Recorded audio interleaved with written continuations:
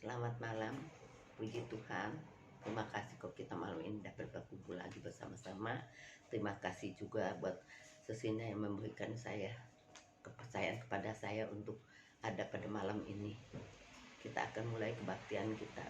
Seperti rusa rindu sungaimu, jiwaku rindu engkau. Kaulah Tuhan hasrat hatiku, ku rindu menyembahmu.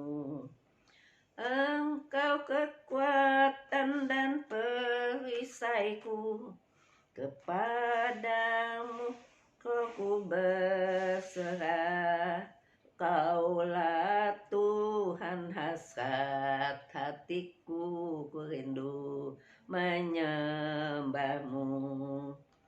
Yesus, Yesus, kau berarti bagiku.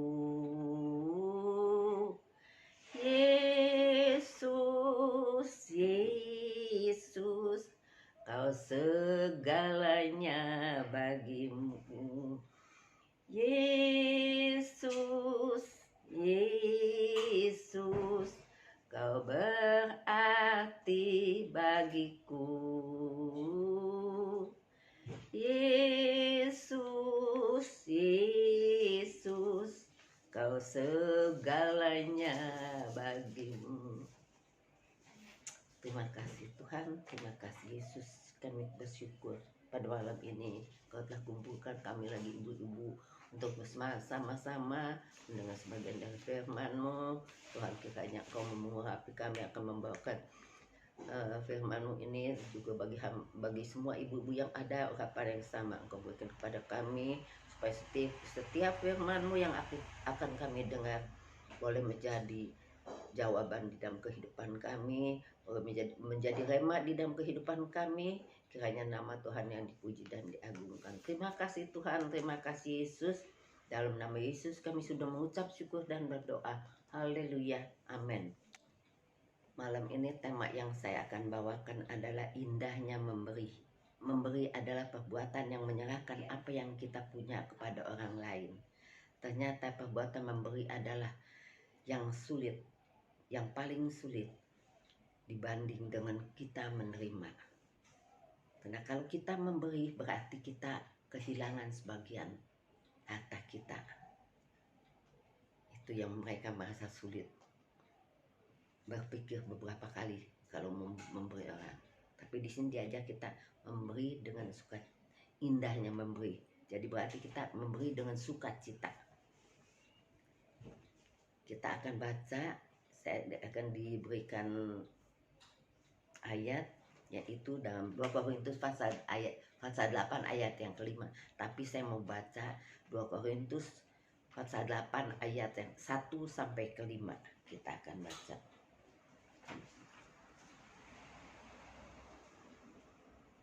Pelayanan kasih. Saudara-saudara, kami hendak memberitahukan kepada kamu tentang kasih karunia yang dianugerahkan kepada jemaat-jemaat di Makedonia. Selagi dicobai dengan berat dalam berbagai penderitaan, sukacita mereka meluap, dan meskipun mereka sangat miskin, namun mereka kaya di dalam kemurahan. Ayat yang ketiga. Aku bersaksi bahwa mereka telah memberikan menurut kemampuan mereka, bahkan melampaui kemampuan mereka. Ayat 4. Dengan kerelaan sendiri mereka meminta dan mendesak kepada kami, yaitu kepada Paulus ya, supaya mereka juga beroleh kasih karunia untuk mengambil bagian dalam pelayanan kepada orang-orang kudus. Ayat yang kelima. Mereka memberikan lebih banyak daripada yang kami harapkan. Mereka memberikan diri mereka pertama-tama kepada Allah, kemudian oleh karena kehendak Allah juga kepada kami. Itulah pelayanan kasih orang-orang Makedonia. kita melihat jemaat Makedonia yang miskin, tapi kerelaan hatinya mereka meminta kepada Paulus dan mendesak supaya mereka beroleh kasih karunia. Mereka juga boleh memberi untuk mengambil bagian pada pelayanan ini, pelayanan kepada orang-orang kudus di Yerusalem. Ini di ayat Korintus pasal 8 ayat yang keempat. Mereka mau belajar untuk memberi, padahal mereka miskin. Tapi ketika mendengar ada banyak orang yang kekurangan, mereka dengan hati mau belajar untuk memberi. Kita baca dalam dalam Yohanes 3 ayat yang 16, di mana di sini bacaan yang biasa ya. Yohanes 3 ayat 16. Karena begitu besar kasih Allah akan dunia ini, sehingga ia telah mengaruniakan anaknya yang tunggal, supaya setiap orang yang percaya tidak binasa, melainkan beroleh hidup yang kekal. Itu Tuhan dengan rela mengorbankan anaknya yang tunggal untuk datang ke dunia ini, supaya setiap orang yang percaya kepadanya tidak binasa, melainkan beroleh hidup yang kekal. Karena Allah itu kasih adanya, Dia mengasihi dunia ini. Kalau Allah aja penuh dengan kasih, kita yang tidak ada apa-apanya juga mau belajar. Allah mengajar kita lewat karyanya yang besar. Ia memberi anaknya yang tunggal kepada umat manusia, agar manusia beroleh hidup yang kekal. Allah memberi contoh. Allah tidak saja memberi contoh dalam hal memberi, tapi lebih daripada itu, Allah memberi contoh bagaimana memberikan pemberian yang terbaik dari dirinya. Kita mau belajar apa yang terbaik yang ada pada kita, dan kita mengusahakan untuk memberi untuk orang lain.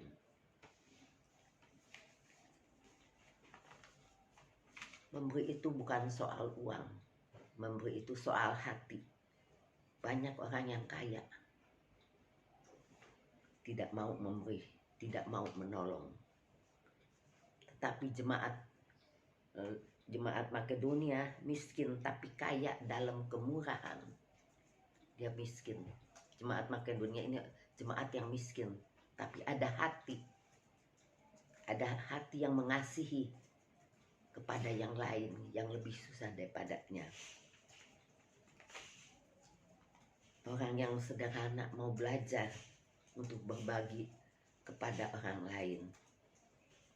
Soal kaya miskin adalah bukan soal ada uang atau tidak ada uang. Soal masalah hati, apakah kita mau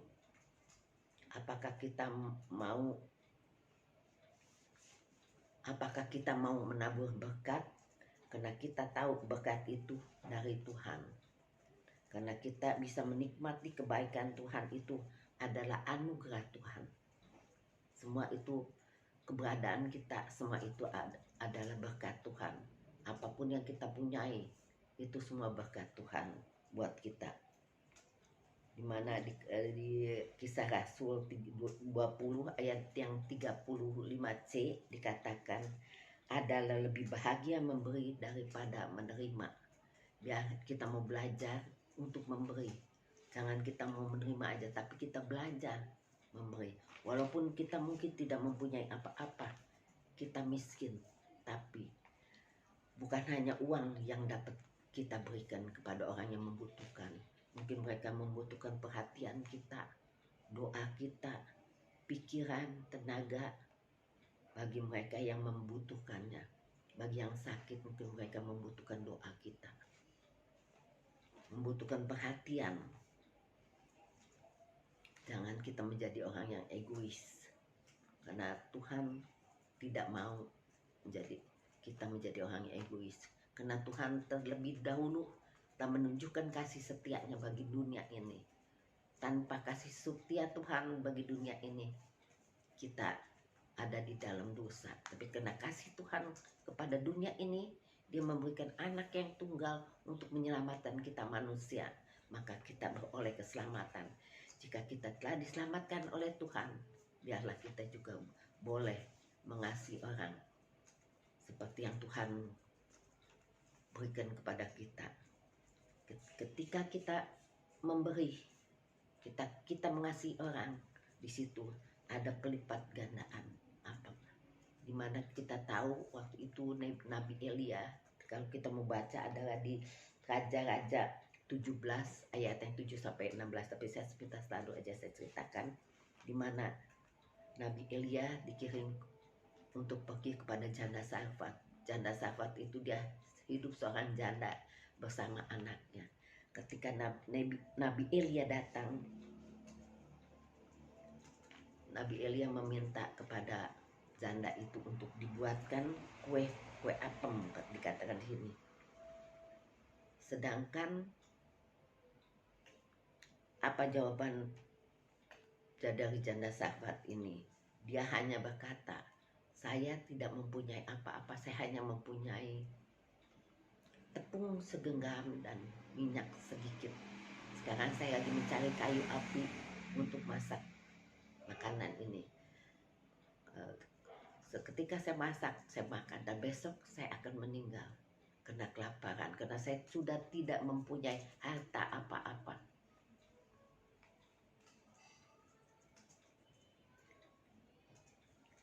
Janda ini dihadapkan kepada dilema. Kalau dia berikan, besok dia pun hanya sedikit, dia pun akan mati. Kalau dia tidak berikan, dia sebagai manusia,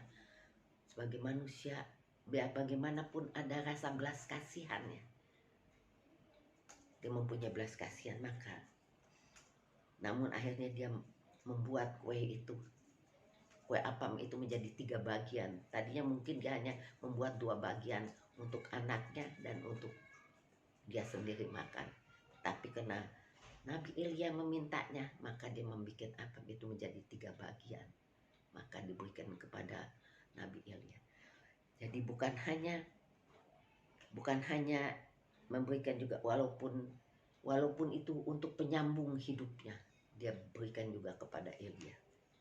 Itulah yang dilipatkan. Maka ada satu keajaiban ketika janda Sarfat itu memberi makanan buat Nabi Elia. Ya, dia adalah seorang nabi yang diberkati Tuhan. Maka Tuhan juga melihat keadaan janda itu yang miskin, yang betul-betul miskin, yang tidak mempunyai, tapi dengan hati dia mau memberi Elia makanan itu. Ketika dia telah memberi makanan itu, maka minyak dan tepung segenggam itu tidak habis-habisnya. Tiap hari dia bisa masak untuk mereka berdua makan. Sampai akhir dari kekeringan dia hidup. Karena itu, kena berkat Tuhan. Tuhan katakan, jika kita mempunyai kasih, walaupun kita pesus, Tuhan tahu keadaan kita tidak punya apa-apa, maka Tuhan juga akan melipat gandakan apa yang dengan rela dia memberikan. Tuhan melipatkan tiap-tiap hari, tidak habis-habisnya. Minyak walaupun sedikit tetap ada tiap-tiap hari. Begitupun tepung tetap ada untuk dimakan oleh janda ini. Itulah berkat Tuhan bagi orang yang percaya kepada dia, bagi orang yang mempunyai hati, yang mempunyai kasih. Tuhan tahu keadaan manusia. Tuhan juga tidak akan membiarkan kita kekurangan, atau yang dikatakan dia habis makan itu dia akan mati kelaparan. Tuhan juga tahu keberadaan dia. Tuhan juga tidak akan membiarkan dia mati kelaparan karena memberikan makan seorang nabi. Itulah yang akan dilipat gandakan oleh Tuhan jika kita percaya. Biarlah kita semua ibu-ibu sebagai orang-orang yang percaya, apapun yang kita punya, bukan hanya uang dikatakan, tapi pikiran, perhatian, doa kita mau berikan kepada orang yang membutuhkan, kepada orang yang memerlukan. Tuhan tahu keberadaan kita. Jadi saudara-saudara, jangan kita merasa oh saya miskin, saya tidak bisa memberi karena keadaan saya pun susah. Tapi tuh sekali lagi saya katakan, Tuhan tahu keberadaan kita.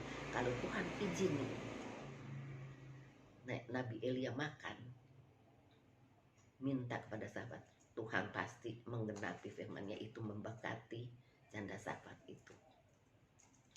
Itulah sekelumit firman Tuhan yang dapat saya berikan tentang indahnya memberi. Kita mau belajar seperti jemaat Makedonia, walaupun dia miskin, dikatakan lagi sekali dia miskin, tapi dia dengan kemurahannya dia mau belajar untuk memberi orang lain. Kita mau belajar ya ibu-ibu, sebagai ibu-ibu kita juga sebagai manusia ya, mempunyai hati, mempunyai rasa kasih sayang kepada sesama kita. Dan kita akan nyanyikan beriku hati untuk menyembah Tuhan. Kita akan nyanyikan ini. Beriku hati untuk menyembah-Mu,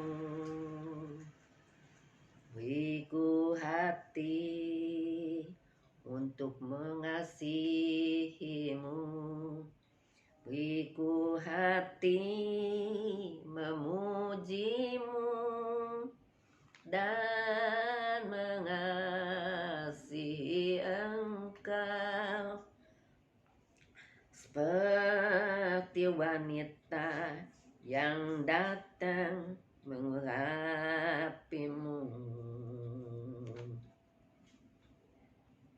Beriku hati untuk menyembah-Mu, beriku hati untuk mengasihi-Mu, beriku hati memuji-Mu dan mengasihi Engkau, seperti wanita yang datang mengurapi-Mu. Kita mau belajar untuk menyembah Tuhan, untuk mengasihi Tuhan. Kalau kita mempunyai kasih, kalau kita dapat mengasihi Tuhan yang tidak kami lihat, kita juga mau belajar mengasihi sesama kita. Kalau kita berkata kita mengasihi Tuhan yang kita tidak lihat, tapi tidak mengasihi sesama, itu mustahil, saudara. Kalau kita dapat mengasihi Tuhan, kita juga dapat mengasihi sesama kita. Itu yang kita harus ingat ya. Dan kita akan berdoa pada malam ini. Terima kasih Tuhan, terima kasih Yesus buat akhir kebaktian ini. Kami bersyukur, berterima kasih di mana kami boleh kembali mendengar sebagian firman Tuhan yang mengajar kami Tuhan untuk dapat memberi sesama kami Tuhan. Walaupun mungkin kami miskin, kami tak mampu, tapi kami percaya Tuhan, Engkau melihat keberadaan kami boleh belajar memberi. Maka disitulah ada pelipat gandaan yang Tuhan berikan di dalam kehidupan kita. Di mana jemaat Makedonia yang miskin, tapi dia ada hati yang berkemurahan untuk dapat membagi sebagian yang ia punyai. Tuhan, terima kasih malam ini Tuhan, kiranya Engkau lawati kami, ibu-ibu pribadi pas pribadi kami, rumah tangga atas rumah tangga kami, Engkau memberkati kami semua, terutama kesehatan tubuh-tubuh kami Tuhan. Engkau tolong bagi mereka, mungkin ada ibu-ibu yang sakit, Engkau berikan kesembuhan yang sempurna. Yang lemah Engkau berikan kekuatan ya Tuhan. Yang lemah Engkau kembalikan cinta mula-mula mereka Bapa, supaya mereka boleh bersama-sama kami kembali untuk mendengar firman Tuhan. Karena firman adalah jawaban di dalam kehidupan kami. Firman-Mu adalah penolong bagi kami. Terima kasih Tuhan, terima kasih. Kami juga berdoa buat Ibu Gembala kami Tuhan. Kiranya Engkau juga mau sehat-sehatkan Ibu Gembala kami Tuhan. Kau berkati Ibu Gembala kami sebagai ibu rumah tangga, sebagai istri. Bapak Gembala kami juga pun dimanapun Bapak Gembala kami berada Tuhan. Kiranya Tuhan mau menolong, menjaga, melindungi, menjauhkan dari sakit penyakit yang sedang merajalela yaitu COVID-19. Tuhan tolong kami semua. Tolong tiap-tiap keluarga kami semua. Dan Tuhan pada malam ini biarlah Engkau berkati kami sepanjang malam ini.